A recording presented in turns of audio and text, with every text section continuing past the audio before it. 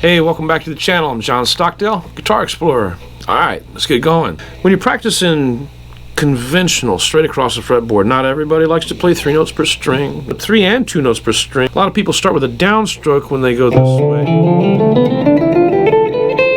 And alternate pick. Let's play that scale starting with an upstroke and use a rest stroke with our pick. I start with an upstroke, and then I rest on the next string. Okay. And my angle of the pick, okay, is one thing to notice. I strike up, down, then I'm resting onto the next string. So what's going to happen is you got up, down, down, up, down, down, up, down, down, up, down, down, all the way until you finish the scale.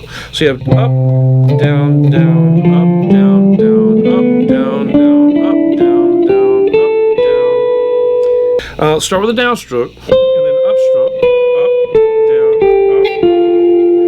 Down, and up, then up, then down, and up, okay, then down, up, and then down. Alright, so thanks for joining me on this this exercise here, and this is a short one, but yeah, man, it's something to work on. Alright, take it easy. See you then. Bye.